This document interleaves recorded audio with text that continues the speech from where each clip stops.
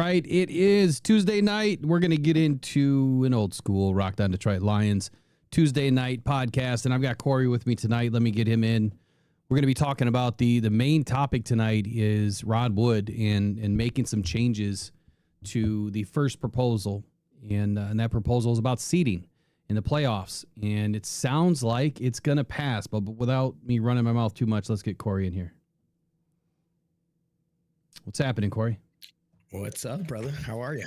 Oh, I'm doing good, man. You know, I'm been running around all day trying to get ready and take off early tomorrow morning to Florida. So this is the last everyone gets to see my I guess my pretty face for a minute. I'm just kidding. You're gonna leave them wanting more. Leave them wanting there more. we go. I don't know. I think I talk too much some days, man.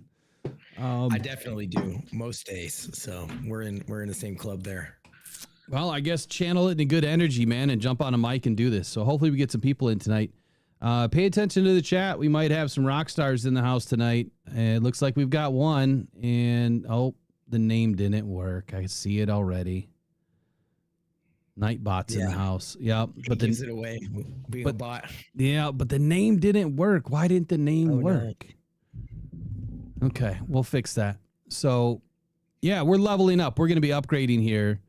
And I've learned a little bit about bots. And over the weekend, I was watching Ryan Hall Y'all's weather channel on YouTube. It gets like 50, 60,000 people on a live stream watching weather. It's crazy. That is crazy. That channel's making big money. I mean, that's bigger than Pat McAfee. About weather? About weather. And he legit, every day there's weather and there's 20,000 people in the chat. It's nuts. That channel's got to be cranking 10, 15, 20 grand a day. So anyway, there's a little bot that pops up and it starts talking to you about the weather on the whole other channel.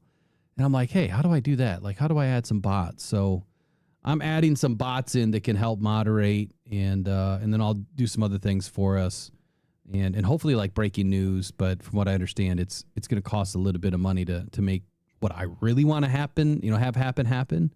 But I think it'll be worth it, man. I think it'll be the first channel to get it done, and it'll be pretty cool. So. Yeah, new, fun, interactive parts of the show make it just better. Why not? That's pretty cool. Yeah, I mean, so imagine like the bot is having a conversation with us, and can be the host or be a co-host or. Dig out for, trending news and say, hey, did you know that this just happened? And we just start talking about it. Or we don't. We tell the bot to shut up and go to bed. So anyway, big rumors tonight. Dan Campbell, spelled differently than Dan Campbell, said, I heard a rumor that Trace is a fembot. What is that? Is that an actual bot or is that Dan Campbell is a bot? I don't know. We're in the chat already getting spicy. I don't know what's happening. Yeah, that's Dan Campbell for you. Wrong Dan Campbell, but what's a fembot? I don't even know what that is. Isn't that something that was in Austin Powers? Oh, maybe. Yeah, maybe. I don't know. You better be careful, man. Old reference for me. I'm not sure. Trace will get you, so you better be careful, Dan. Mr. Detroit City wants to be a mod, and I'd see him in here often. So that I don't know how that process works, but he's definitely part of the crew. Well, I'll say this. One, I've really got to get to know you because there's a lot. I'm not saying anything negative about you. But there's a lot of people in this Lions community that really want to get their hands on your channel to do some negative things. I can imagine. And so I have to really get to know you and then we can make it happen. For sure. You know what it starts with? It starts with showing up at, this summer's training camp barbecue. Come on over. And I'll be there, hopefully. Well, it's in Michigan, so it's going to be a bit of a... Well, I'm going to try and travel there for training camp. I don't know what day the barbecue is, but I'm going to be there. It'll be like a couple of days before. That's what we're trying to do. So that's where we're just going to go find a park somewhere and put a little barbecue together and kind of like a tailgate, Cool. Or what's supposed to happen is they're supposed to be going to a Tigers game. So all the mods, and everybody else that's been part of this and helping out, going to a Tigers game, and then we'll just hang out there and invite everybody to go, That sounds like fun. I'm I'm gonna step away for half a second, check on my baby. He's crying on the outside. 1 second. Yeah, do that. Do that. So I'm kind of mad that the Nightbot right there is, see that Nightbot that just popped in that says you wanted an edge rusher, I heard. Well, that's got to be Brad Holmes. So he's clearly just tugging at you guys, like making fun of you guys that you wanted an edge rusher. I don't know why he's not putting his name out there. I'm not sure. I'm really not. Like I'm kind of confused as to why the names aren't working.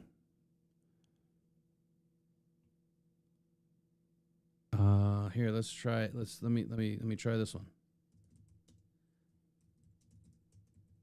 Anyway, we're just having a little bit of fun. We're gonna have a conversation here in just a moment. I'll wait till Corey gets back, but alias must be set to an existing command. I have no idea what that means. Okay, I've got some things to learn, apparently. Is what it is.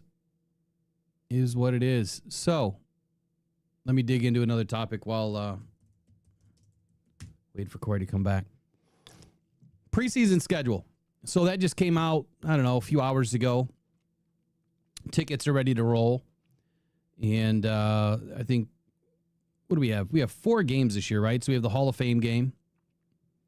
And then after the Hall of Fame game, which is the Los Angeles Chargers and the Lions on July 31st. So that's just 2 days after my birthday. That's usually like the first day of training camp for members is usually right around my birthday.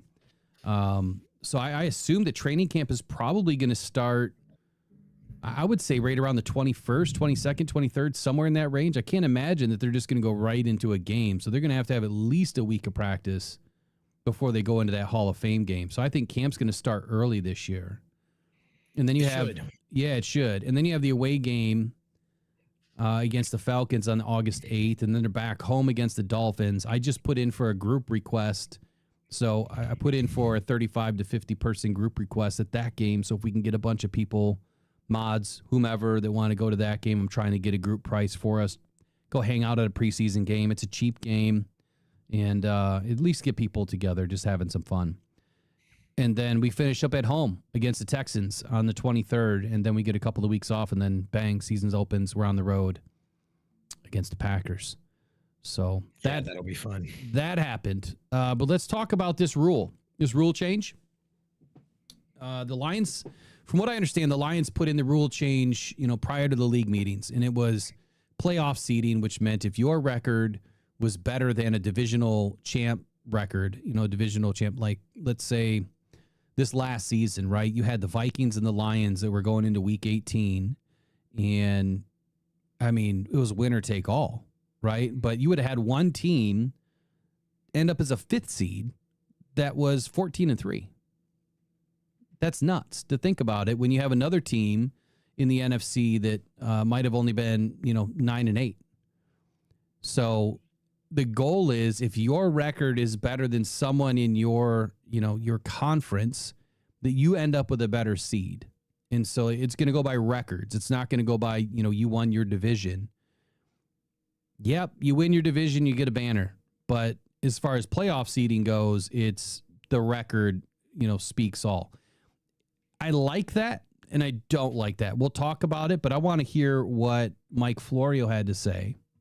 So I want to bring him in for just a quick minute. We'll listen to what he had to say, then we'll be right back. Something else to keep an eye on next week when the owners get together, because Rod Wood, the Lions president, let the cat out of the bag.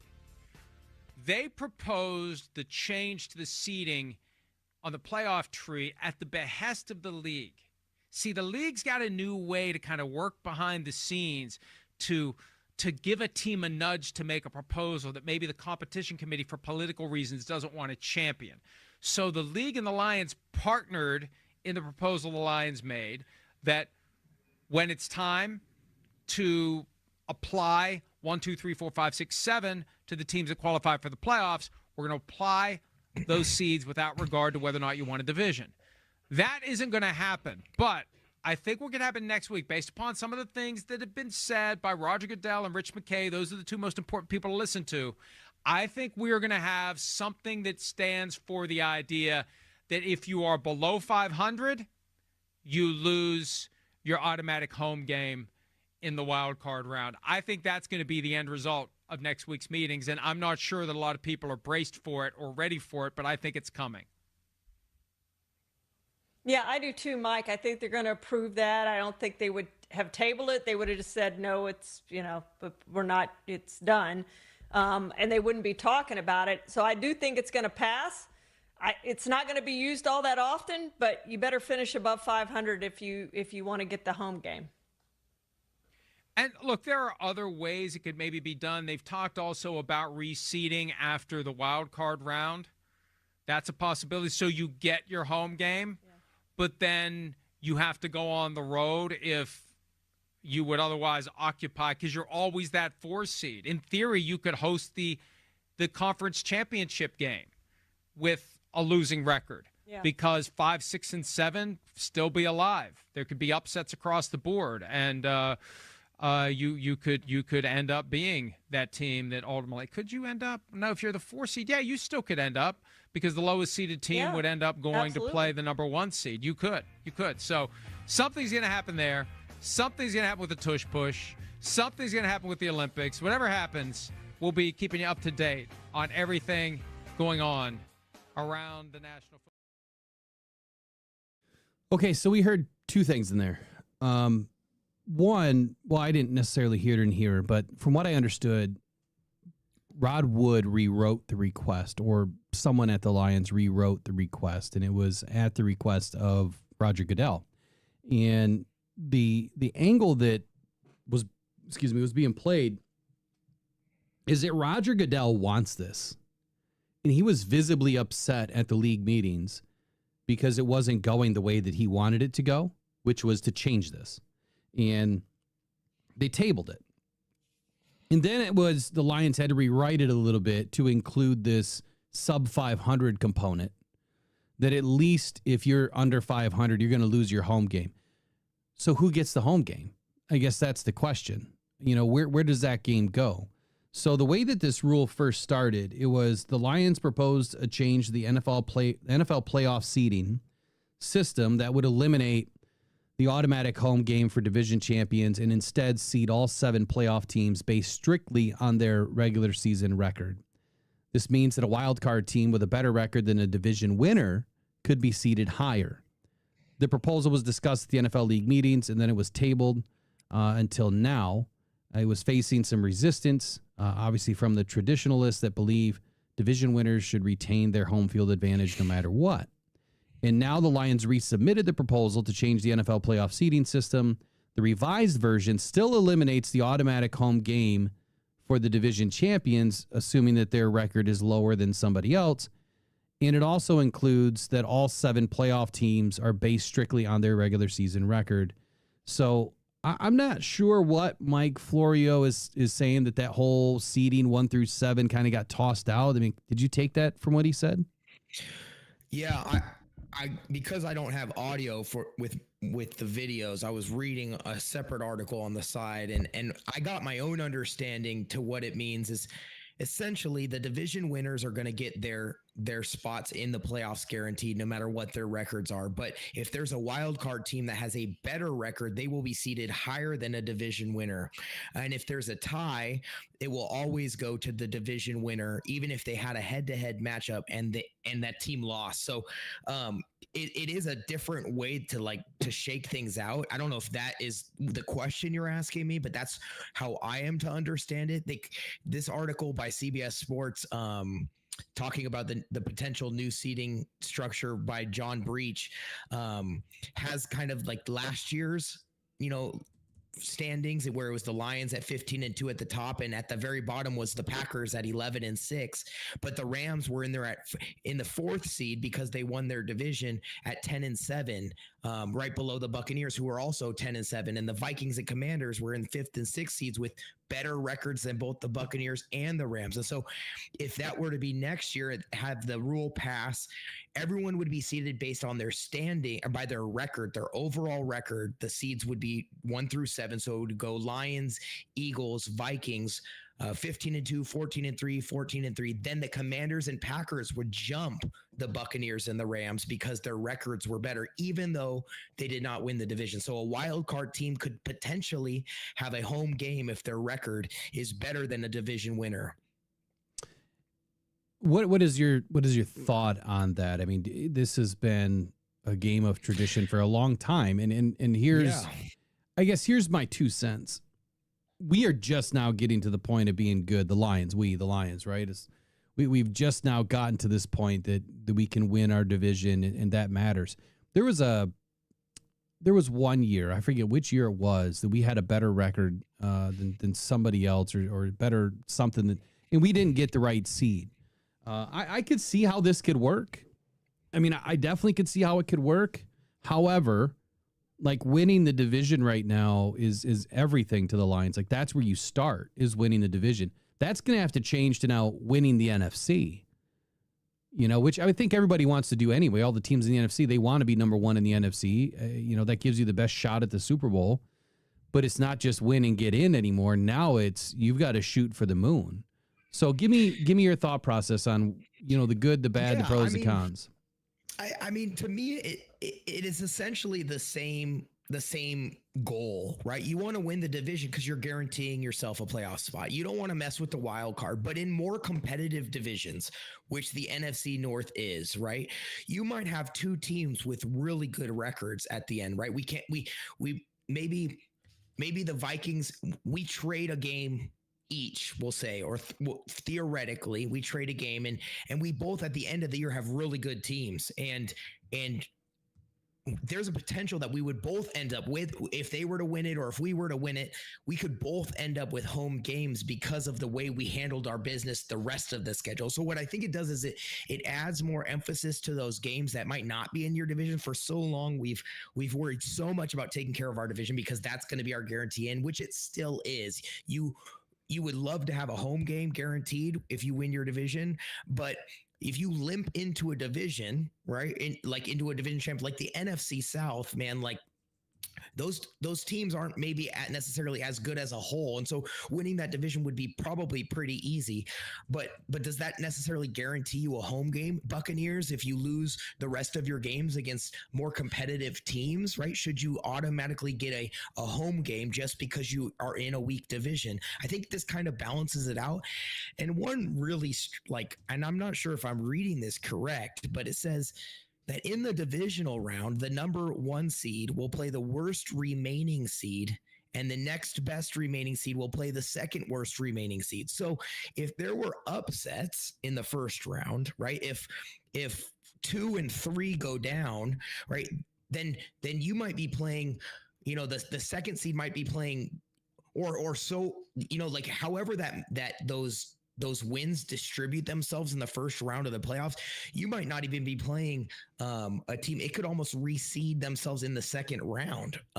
So I think that's interesting as well. Like it's not like an NCAA bracket where you automatically get the winner or loser of this game, because if a couple seeds happen to win, right, that you don't expect, maybe you're playing a team that you weren't, projecting into that next round. And so I think that is interesting. It shakes things up a little bit. And I think overall what this does is, if you're one of the better teams and you have a great record like the Lions did last year, you're going to set yourself up really good.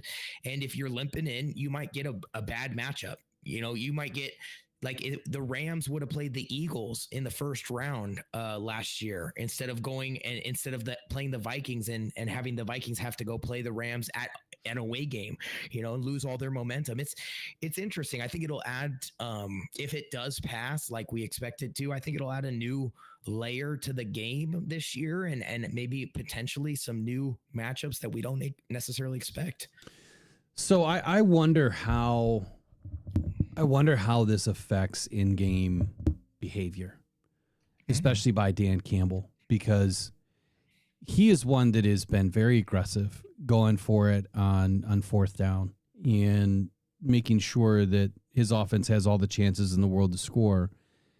It's benefited us, I think, a lot more than it has ever hurt us. I think that we've won more games because of his aggressiveness than lost.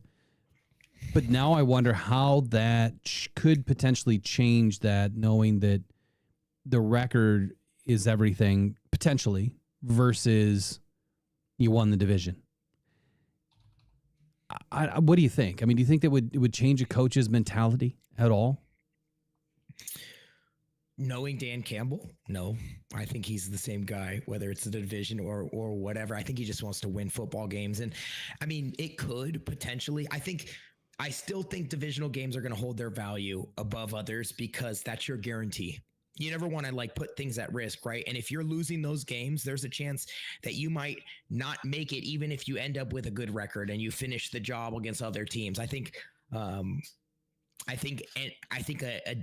DNA of a coach doesn't necessarily change based on his surroundings. Obviously, strategy does change, but some of those like gut decisions that happen in game, I feel like it's more a testament to the character and who the coach is than it is specifically strategy. Although obviously those are kind of correlated. I think sometimes, you are a type of guy and you stick to that guy no matter what scenario you're in. I think I agree. And, Dan's kind of said the same thing, that his identity that they've built, like you just don't stop. You don't do something different just because, the fans are calling for it or the media is calling for it or whatever, right? When you are somebody, you've built this identity, you're not going to change that. And I don't think he's going to change that. I don't think one loss would change that either. And I think that's kind of what happened early is, I think we had a bad loss. Who was that against? That was, it was early in the season too. It was a couple of seasons ago. And we did a fake punt or something like that it had to be like the 30-yard line. We got it. But then later in the game, he did something. I forget what the loss was now. My mind is for crap today. So just a re-update here on the bots, Nightbot in the house. It's testing, so it might be too many messages. You guys let me know if it's too many. And the goal is to utilize Nightbot in a fashion that can help give us some good, some good questions in the chat, if you will, some good commentary as well.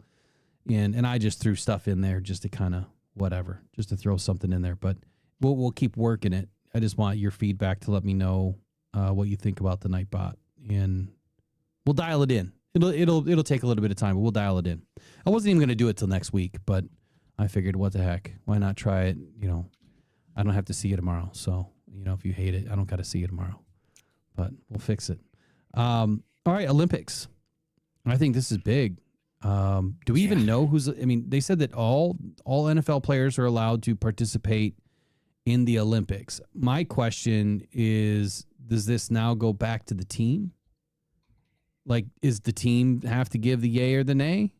Or do the players not need permission? Do you know, or have looking up here, seen anything? It's saying that the NFL owners are voting to permit players to participate. That's what was updated today. Now, I don't know. It says that they were going to allow them to. So here's my question. How would we feel about our players being in the Olympics? Like, obviously, I think the question is from a business perspective, having NFL players in the Olympics is huge for the game of football and for the NFL. We've seen what the Olympics can do for sports in general. We've seen how America somehow becomes a soccer country for about 1 week in the year every 4 years. We love our soccer team and then we forget. So what about the inverse of that? Taking our sport and giving it to the rest of the world? I think that the NFL is trying to capitalize on that. I think they want to build this worldwide brand that reaches across the globe, and we've seen them strategically do that. And so I think part of the motivation of this passing from the NFL side and from the owner side is, hey, there's money to be made and let's continue to grow the game. But from a player and fan standpoint, how would you feel? I know it's the same game, and obviously the Americans would just dominate, I think, just based on experience. But flag is a little bit different technique wise and things like that. But injuries and rooting for your guys versus be worrying about your guys. Like, would we like to see Amon-Ra St. Brown out there catching passes from perhaps another team's quarterback during the Olympics, or would we rather stick to our guns and get ready for the next Super Bowl? I don't know. How do you feel, Will? Right? It's a weird dilemma. Look, man, here's what I would say. All the guys that did not make the practice squad, go play. Right? Ooh. Go play. That's what I would say. The from guys 70 through, 75 or whatever it is that didn't, maybe you get to keep an extra couple of guys on your team if you're going to allow them to play in the Olympics. That you keep them around, you keep them healthy, you keep them training. Maybe you get to extend your practice squad to 73 players if you designate 3 guys that can, be on the flag football team. I don't know. I'm just saying I don't want to see any of the guys get hurt. And look, they may not be in pads, but soft, tissue injuries or, injuries that don't require a hit, those are the worst ones. So that's what I don't want to see. Where are the Olympics? Where's it going to be? LA. That's the reason. Okay.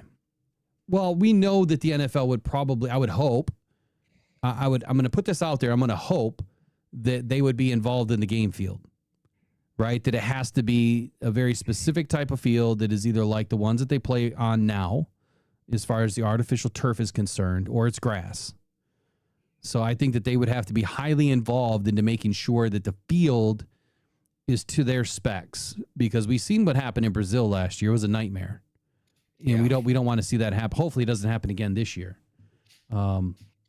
Here's my final take on this is I just don't want to see the guys get injured.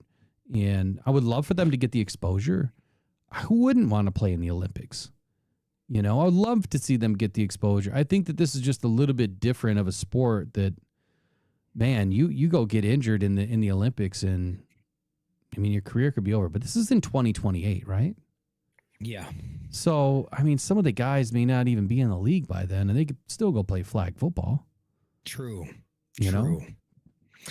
Yeah, I would be interested to see, how do they pick the team? Right? Who's going to coach the Olympic flag football team? Is it an NFL guy? Is it a college guy? Is flag football so different that they're going to get some 7-on-7 dude to coach it? Right? Like, I don't know where that comes into play. And then you take in the skills. I watched a video on YouTube of, because female flag football is growing, especially in high schools right now. And so I was watching this girl, and the way she was flipping her hips away from potential flag pullers, right? She's almost running backwards, almost like Saquon in his backwards hurdle, right? But she's still running, and she's dragging her toe and doing things that I've never seen a football player do on the field, because she's evading flag pullers, not tackles, but flag pullers. I don't know if NFL guys do that, right? I don't know if they have that repertoire. Now, I bet you $1 million they can get off the line, and they don't need to worry about release moves. They're going to beat people deep and run the most crispy routes and all these other things. But the game is different. I think last year when they first voted, or whenever they voted the Olympics into, when they voted football into the Olympics, there was this kind of debate going on, and there was a quarterback that was going around social media showing like, oh, I'd be the quarterback for the Olympic team. And we were looking at him like, there's no way that dude's better than an NFL quarterback, right? That's like, stop pretending, bro. Like the only reason you have a job is because these people are not eligible. And now, are guys like that out of the national stage, and they've been playing, flag football their entire life because that was their niche? It would be interesting. There's the USFL now, and there's other leagues, like maybe those are going to be the guys. There's got to be some sort of like language in the contracts of some of these dudes that says, hey, like we're going to write this into the contract before you go maybe to the next one. Like, right. Well, yeah. And, even the guys this year, like they probably should have had this done, locked up before they had the draft, before they start signing guys. you know, to put that, you're exactly right. That language probably should be in there. More importantly, they just need to pull out insurance policies on these guys before they go. 100%. You know, 100%. I think that's the smart thing to do. For sure. I think it'll be interesting. You talked about the grass earlier and the turf. Like, I'm sure they would use SoFi, right? They have this huge field. It's beautiful. It's in LA. Like this, it's one of the, you know, gems stadiums of the NFL right now. I think that would be huge. Man, it is interesting. We've seen the Olympics do it in basketball for many years, right? And like the best years of the dream team were when the stars were playing. And I guess there was injury risk for them too. And they have to weigh that personally every year. We hear, you know, LeBron saying, "Oh, I'm going to play this year," or maybe not, right? He's coming off an injury. I think it'll be a personal choice. And I think some of the best, you know, sporting events that we have in all different sports are those ones where you're playing for your country, not just for your team or for money. Like the Ryder Cup in golf is you talk to those golfers and you hear their interviews. They say that they care more about winning that, and it has no real prize pool for them personally, but they care more and are more competitive about that than any other tournament in the year. So you never know, like maybe it's something special for these football players, and it's, you know, football players can't win a gold medal until now. So I think that's a cool opportunity. There's half of the team's not going to be on it though, because they don't need D-line or O-line. So interesting. Yeah, it is interesting. I don't know what I just did to the cameras, but look at me. I'm on the web page. This is cool. All right, not anymore. See ya. Dang it. So I wanted to pull this up because, you know, in here they're talking about, you know, the approval authorizes the league to work with the NFL Players Association, the International Federation of American Football, the IFAF, and the relevant Olympic authorities to implement the rules governing the participation of the NFL players in flag football. So whose quote was this? Roger Goodell says it's an incredible honor for any athlete to represent their country in the Olympics, which is the pinnacle of global sport. I know firsthand that the inclusion of flag football in the Olympics has sparked a tremendous amount of excitement among NFL players interested in the chance to compete for their country on the world stage. We are thrilled that they will now have that chance. You know, I'm not going to go through all this, but you can find this on operations.nfl.com. It is the official site of the NFL for all of their rules. And there's just a ton of really great information in there. Let me throw this at you. Now, over the last decade or longer, the NFL has put out, you know, I don't know if it's want to consider it white papers, but research stating that there's been a detraction of football in high school sports and even some of the lower ranks. Not as many kids playing the game. And whether it's because of head injuries, you know, that whole scare that came out, and injuries, you know, in and of itself, playing the game, I think that moms have, you know, finally said, hey, enough's enough. I don't want my kid hurt. You know, let's let them develop. And there's all the research that came out that said no one should play a contact sport like that until they're at least over the age of 16 because of, you know, your brain is still developing and yada, yada, yada, right? So I get it. Is this just another Hail Mary at Roger Goodell to supplement, the NFL and the NFL's future by attracting kids? Here's what I will say, though. Your brother's only played for 5 years, right? So it can be done. Or is it 6 years or 5 years? Going on, it's 6. This will be 6 now. Yeah. So it can be done. You know, it absolutely, you play a couple years of high school, whether it's junior, senior year, and it can be done. You know, you don't have to play since, 5 years old. You don't have to. You know, maybe you do play flag football, for 7 years or whatever until you get into high school and reduce the amount of impacts that your body takes. I get it. So is this a Hail Mary by Roger Goodell to try to attract, more kids to play football? Yeah. I mean, I think there's a lot of ways to look at it. I think the kid aspect and the numbers of football players in high school dropping. I would be interested to see the data on like what those numbers actually are, because I did feel it. I've been a high school coach for a long time, and I did I did see the numbers dip a little bit around head injuries. And to be honest, as a former football player and someone who has experienced multiple head injuries and felt some of the repercussions of those and potentially longer lasting things, it's something I've actually hold thought on, about, Corey. especially- Hold on. I'm just now catching the mod chat. Sorry. Oh, you're good. I didn't realize. Yeah, these things aren't supposed to be kicking PC. I'm gonna have to turn them all off right now. Go to bed, Nightbot, because you're in trouble. Is someone get kicked out?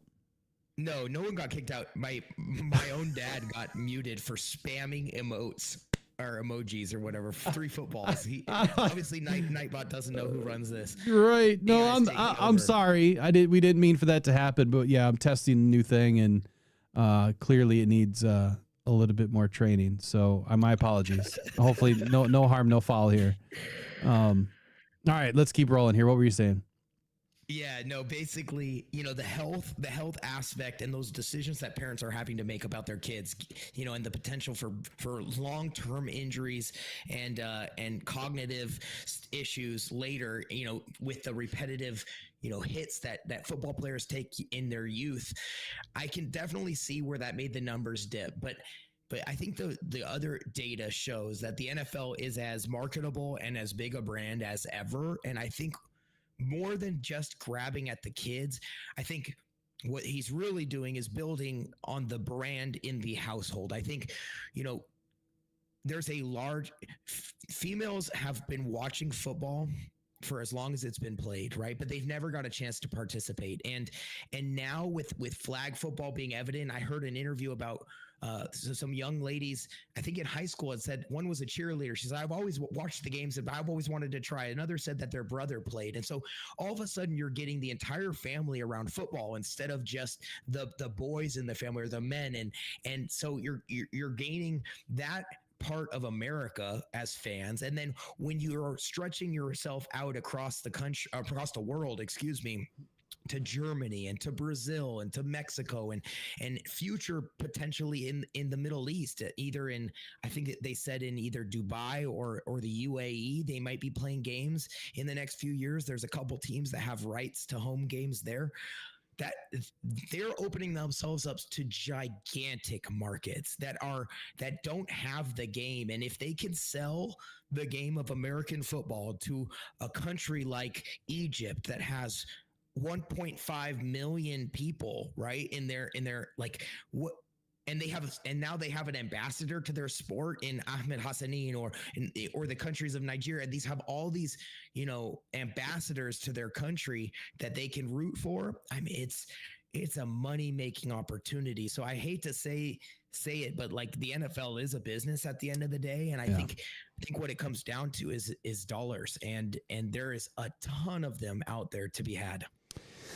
Yeah, there is. Exactly why was it the UAE put together live or live, whatever you would call it, live for golf, right? I mean, huge money in the world of golf and what they were able to accomplish. But man, other big news today. It's not going to be an extremely long night, but other big news today. Looks like Isaac Tesla signed his rookie deal.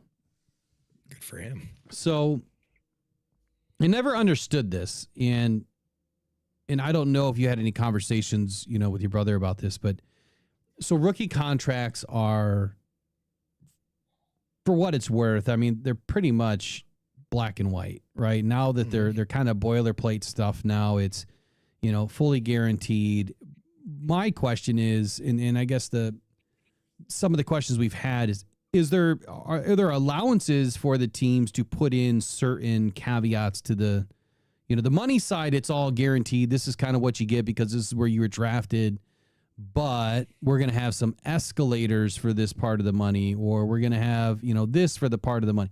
So I don't know if you or if you had conversations about any of this, but why is it that it takes, guys so long to sign contracts? I mean, we'll see guys that aren't even signed when they get to training camp that are rookies. It just doesn't make any sense.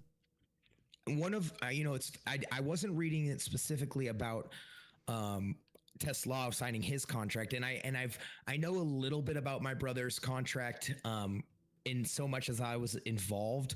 But you're right about there being like a standard kind of black and white scale that's really available for anyone to look at about what they're, depending on what round and where they were drafted, they're going to have a signing bonus. And then they're going to have their 4-year contract paid out in a total of this much. And then it kind of incrementally grows over those 4 years.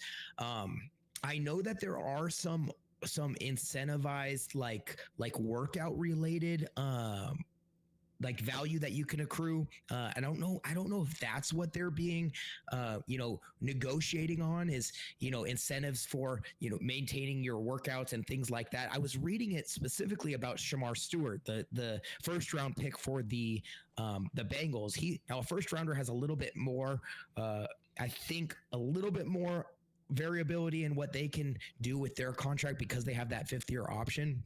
But what I had read in that, and my screen is going crazy because there's a video on this page, but it basically said something about, they're being like up to $80,000 worth of extra income that they can get based on workouts. And so I don't know if those are the details that are being negotiated from the agents and the other side of it.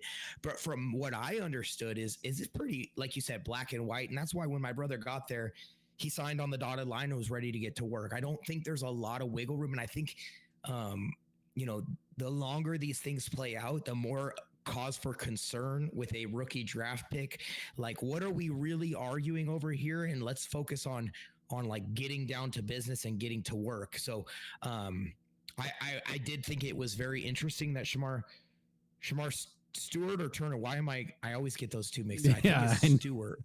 Which one is it? It's Stewart with the Bengals. First, the one that went to the Bengals. Stewart, yep. Great football player. But man, I would be weary, right? Like, I'd rather have the guy that just comes in and gets to work than is worried about some random stipulations on his contract and isn't actually participating in on-field activities. I guess he's in the meetings, but not on field. So I'm glad Tesla signed his contract. I'm glad the rest of those rookies have signed theirs, and I'm ready for this team to start gelling together. And if you're not on the field, you can't do it. Exactly. You got to be on the field first. It's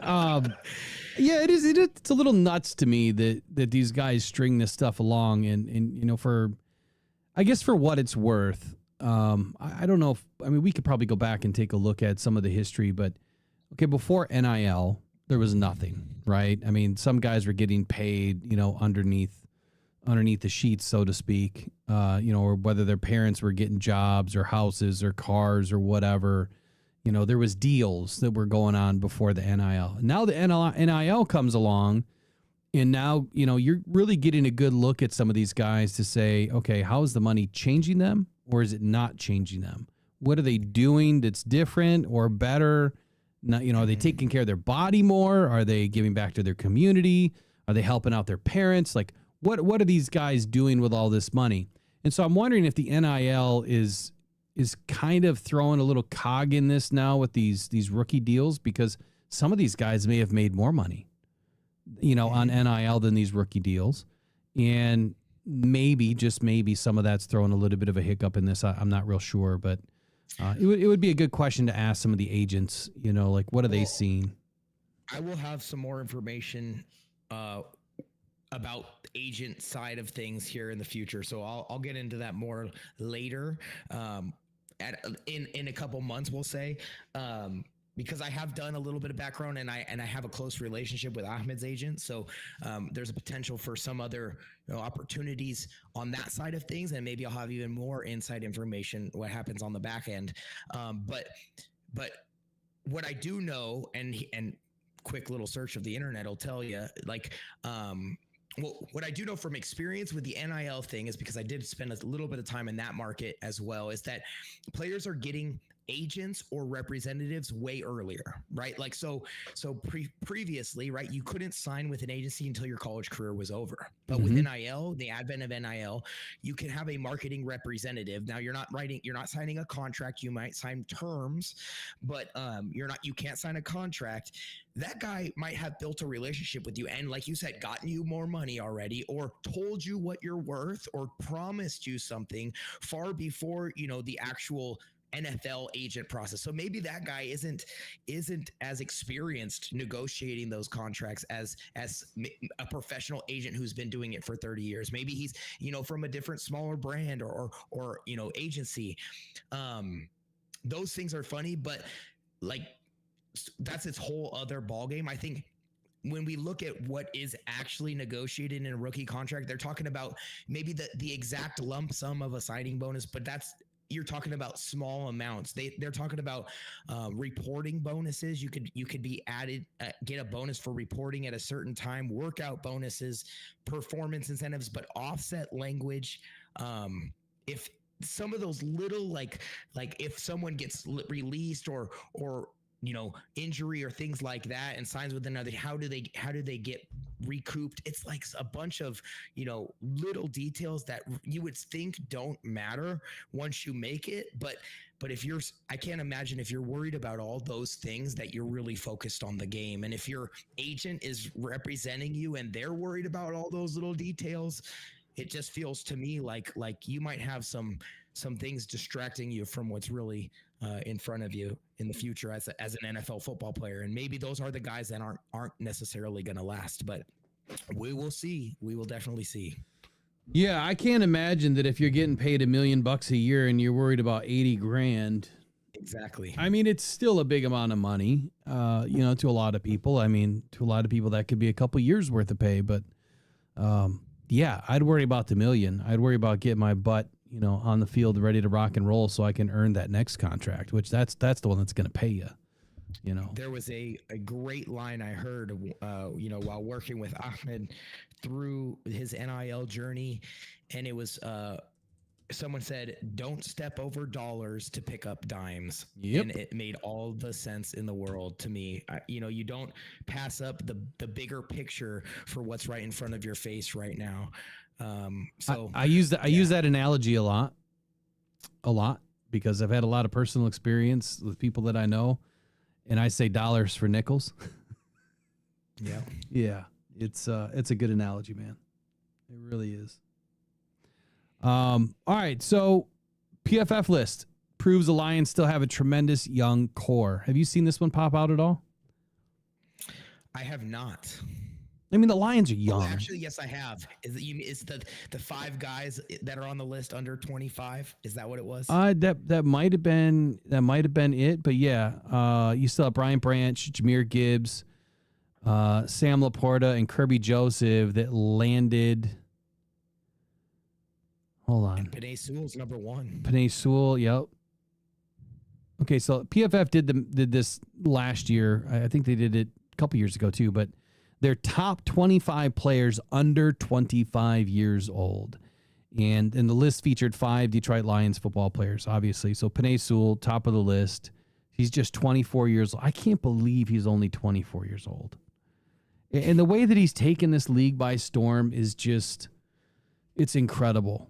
But Brian Branch landed at 8th, Jahmyr Gibbs 10th, Sam Laporta 23rd, and Kirby Joseph was the last on the list at 25.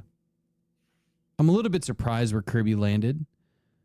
I guess, when you look at this and then you look at the rest of the team, okay, that apparently these players did not make the list. Why didn't Aiden Hutchinson make the list? He's 24 years old.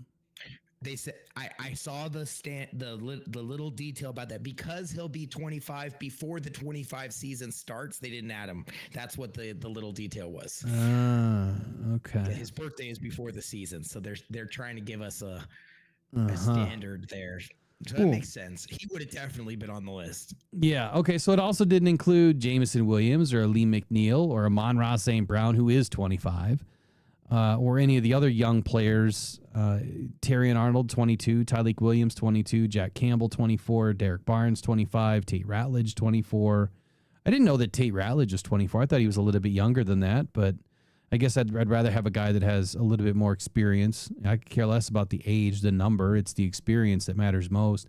When you look at those names, though, it's Penei Sewell, Brian Branch, Jahmyr Gibbs, Sam Laporta, Kirby Joseph, Ali McNeil, Aiden's going to be in there, Jamison Williams, Amon-Ra St. Brown, Terrion Arnold, now Tyleik Williams, Jack Campbell, Derek Barnes, Tate Ratledge. Get out of here. Like, Brad Holmes is just, the dude is hitting grand slams in every draft. This is yet another draft that I think we're going to look back on next year, probably during the season, but next year and say, how does he do it?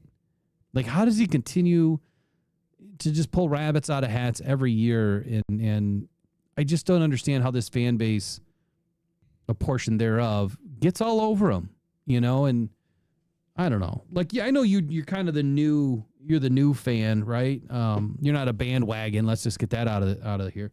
But you're a newer fan. So when you were watching from afar, what did you think about Brad Holmes in these drafts?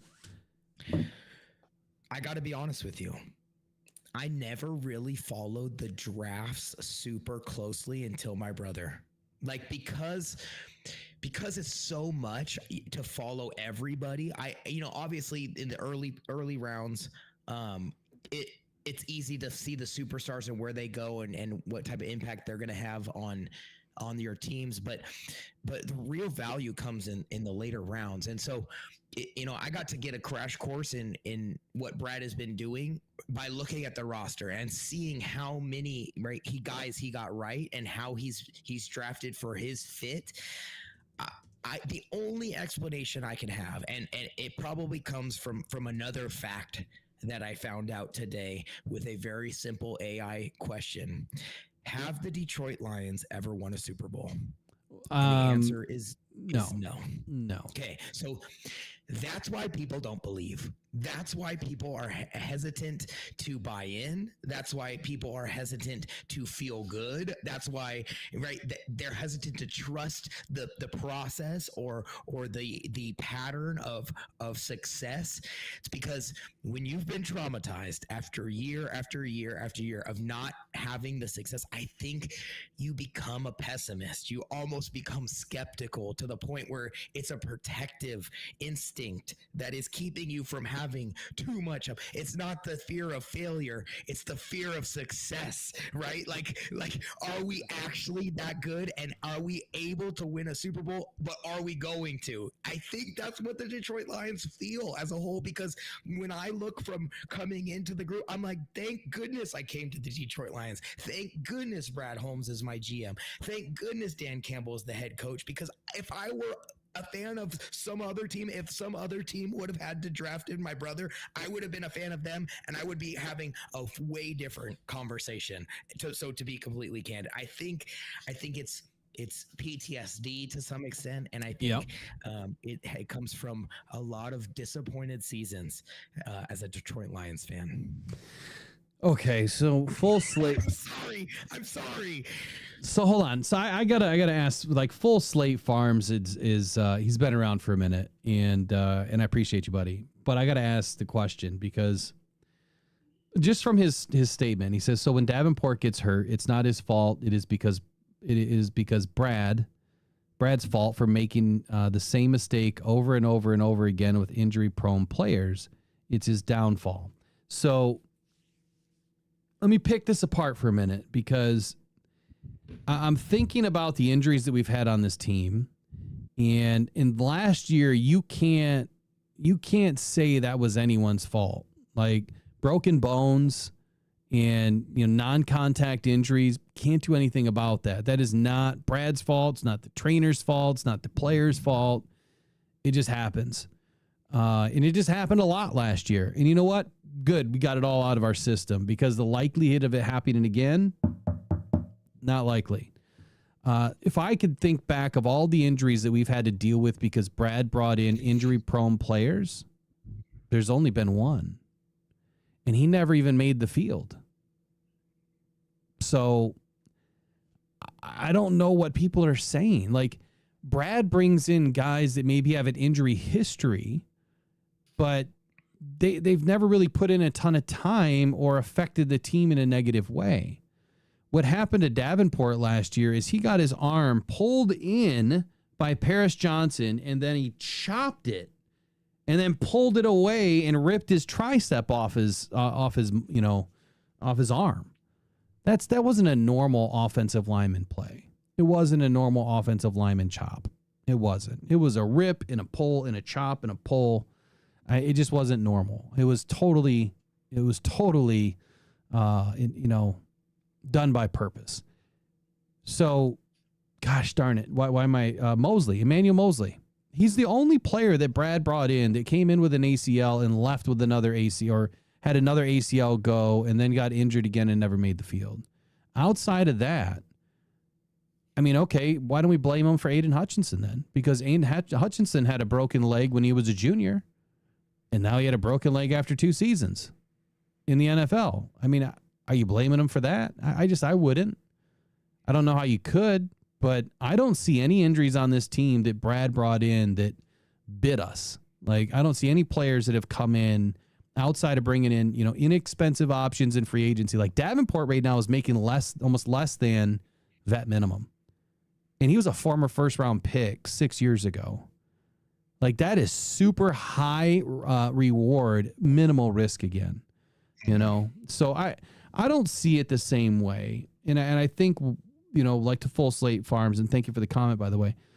Like, I get it. Like, so that comment right there that you talk about PTSD, for whatever reason, I think that we're attributing, we being Lions fans, a lot of Lions fans are attributing a lot of what's gone on this team over the last many decades, and they're putting it in Brad's lap. But Brad wasn't responsible for what Matt Millen did. Brad wasn't responsible for what Quinn did. They were the ones bringing in all these injured players that kept on getting injured and didn't play, not Brad. I honestly don't know of any other. Tell me some other names. Like, tell me some other players that we brought in that continued to get hurt, that cost us a boatload of money. Because I don't know any of them. Really, I don't. Yeah, injuries are tough for me because if you're talking about Brad bringing in injury-prone players, he would have to know they're injury-prone before he drafts them. And that means you're going through their medical history.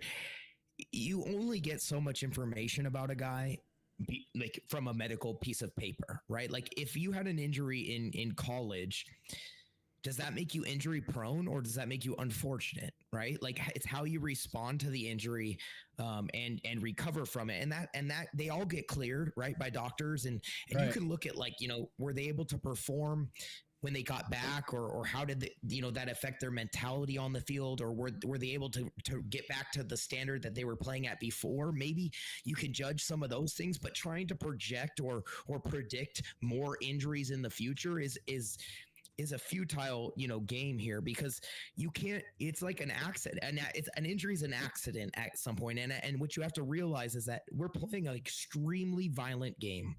Extremely violent.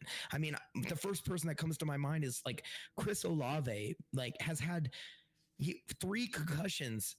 None of them are his fault, right? Does that make him injury prone, right? Like, no, he's playing football and he's gotten hit multiple times. Now, he doesn't play for our team, and so we have less feelings about Chris Olave, the football player, than we do about Marcus Davenport, because when Marcus Davenport gets injured, it's hurting our team. But man, this is football, right? Like, are we calling Aiden Hutchinson injury prone? I don't think so, right? It's an unfortunate injury. Now, if you see a guy who seemingly, gets injured at minor things and then pulls himself off the field, or doesn't seem like he can tough through an injury, or seems like he's prioritizing himself over the team, those are things I can understand. Like, maybe we can get on a GM about, but I haven't seen that at all, right? And I don't even know if Brad's been here long enough to build that resume to say, like, I've doubled down on guys who have gotten injured in-house, and we're going to continue to believe on them, and then they get injured again. I don't think he's had tenure long enough. And so I just think it's a series of what happened last year, what seems to be the issue. Like, we didn't go and get a number 1, our first round edge. And so if Davenport gets injured, now all of a sudden we're having to go to our depth, and we're looking at guys that maybe aren't proven. But if, say, he does and one of those guys steps up, then are we complaining about injury prone, or are we saying we're happy because we found the next best guy, right? Then again, we're flipping sides and we're saying Brad's a genius. So I think it's just. And we went through 6 defensive ends, mind you, right? 6. We were on our 7th last year. 6. Yeah. It's crazy. So let me extrapolate. I know we got to probably get out of here in just a few moments, but I'm looking at 23's injury list. I'm not even going to look at last year. I'm not even going to do it. I'm looking at 23. Jason Kabinda, He was on IR for the majority of the season. Scott Daly, he was on IR the last 3 quarters of the season. Khalil Dorsey, okay, he's one that's kind of hung around. So he was on IR for 3 games. He was questionable for another game, and then he was healthy all year, and then the rest of the year. Then he was healthy all last year, and then he had that crazy compound fracture, just like Aiden Hutchinson did, at the bottom part of his leg there. CJ Gardner-Johnson. So we bring him in on a deal, and gotcha. We bring him on a deal, and then he, tears his pec in like the first game. That's just unfortunate freak accident, right? I don't know that we could say that CJ Gardner-Johnson is a constant injury issue, because then he goes to the Philadelphia Eagles and then he wins a Super Bowl. It was back to him and wins a Super Bowl. He was pretty much healthy the whole year. James Houston. I mean, so this is one that he was healthy, and then they make him, do stuff that he's not used to doing, putting him in a position that he's not supposed to be playing, and breaks his ankle. And so he's out, and then he's off the team. So he didn't bring him back, right? He let him go. And then he had Zonovan Knight. I mean, this poor son of a gun had a crazy good spring, summer, and then screws up his hip really bad. But we brought him back. He just didn't make the team. Emmanuel Mosley. So this is probably the only one. You bring the guy in. He suffered an Achilles injury for the 49ers. You bring him in on a cheap deal. You're looking at that high upside. A lot of guys that come back from an ACL, typically it doesn't happen again. You're usually stronger the second time around, right? The ligament is better the second time around. So he tears the other one. And it's just like, come on. But those are just really stupid freak things. Matt Nelson, and then Julian Okwara was a hangover, so, and so was Matt Nelson, I believe, was a hangover from the previous regime, if I'm not mistaken. But I don't see anything on here that screams that he's just bringing in all of these, injured players all the time. I mean, you're gonna have to. Let me finish out with this topic and we'll bounce. But put it this way, and Corey, you correct me if I'm wrong, but when you're building out a roster, you have to have a balance. It's a balancing act.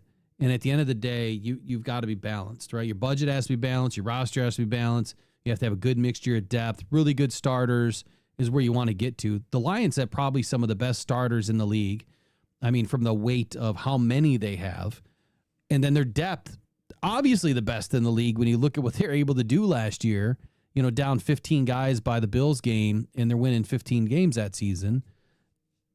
You have to bring in some guys that, at least a couple, that are a little risky, whether it's performance-wise on the field or it's injury-wise, because you need those low cap guys. You have to have them.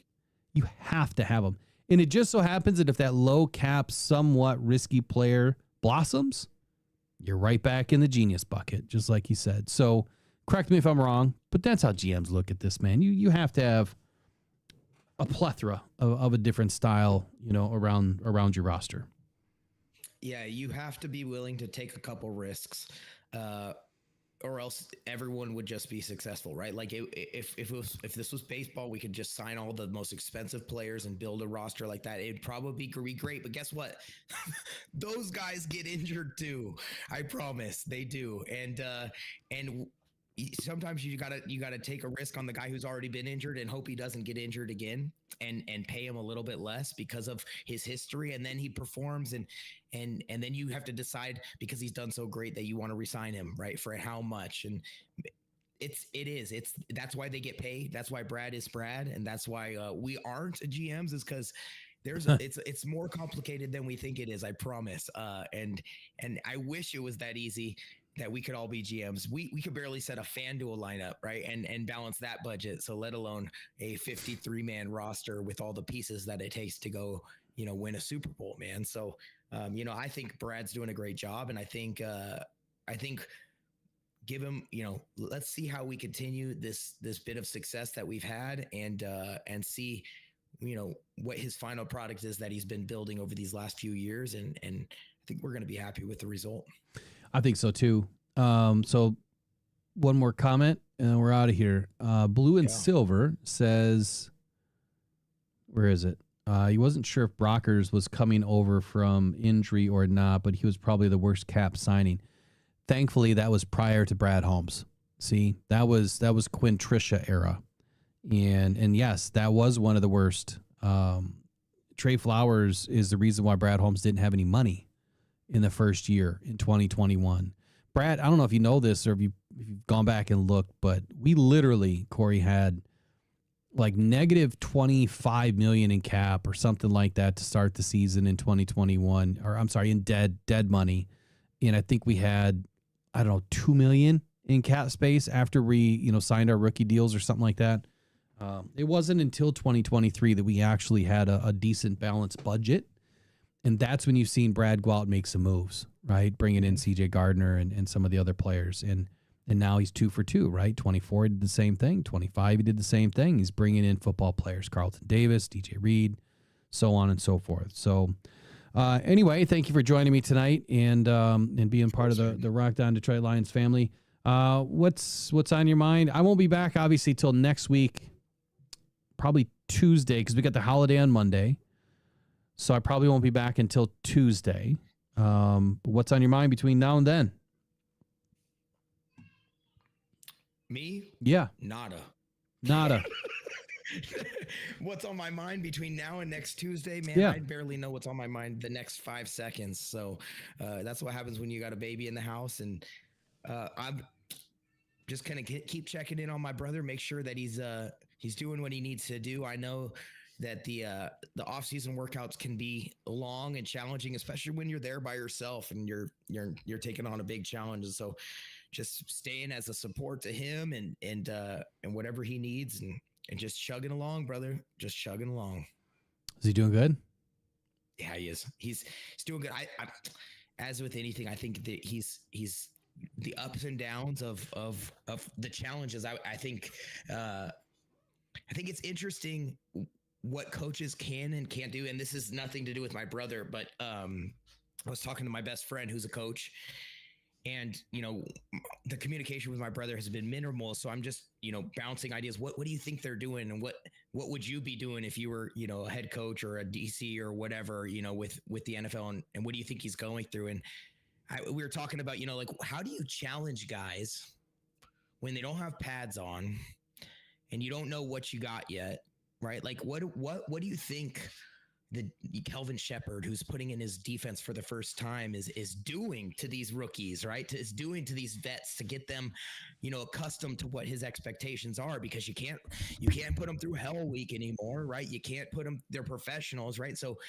I think it's interesting to think of how they might be challenging the makeup of the team before they can even get really on the field for training camp. And I think some of those things are like the game behind the game, right? Like, it's just an interesting thing to think about. And, maybe I'll get more insight about what he's actually going through in the day to day. But I know from my own experience that, man, it is a challenge when you are learning a new offense or a new defense or a new scheme or new techniques. It can be a daunting task when that list of skills and things starts to add up. And so that's why there's a learning curve with all rookies, not just my brother. That's why you don't see guys directly jump from college to the NFL, even if they're first rounders all the time, So I think for each player and each circumstance, it's different. And it's interesting to just kind of mull over those things and potentially, what my brother might be experiencing at this time. So just cool. Have you watched Hard Knocks for the Lions yet? Oh, of course. Okay. I was going to say, because then that Dan is the master motivator. Oh, for sure. He is a master motivator. So yeah, the game within the game. I love it. All right, y'all. Next time I'm gone, hopefully we'll be able to get the channel covered so that we can have multiple different guys coming in to do things. We're working on it. I think we're almost there, but we'll get some coverage going. Ornery Vem Dad doesn't want to miss the show, he says. So you're gonna have to wait till Monday, at least for right now. We'll get some things set up for next time. Corey, appreciate you, man. Go take care of your youngin, and we'll see you next week. All right, you're on Tuesday morning? Yeah, I'll be back. Okay. Whenever you're back, I'll be back. No problem. All right, y'all. Go Detroit Lions. We'll see you in the next one. Have a good, safe, happy weekend here, Memorial weekend. Just keep your eyes peeled, man. Whether you're on the water or driving around, be safe out there. And call a friend. Don't drive if you don't want to. You really shouldn't have to. Just call a friend. All right, you guys. Take care. Bye-bye. Good night, guys.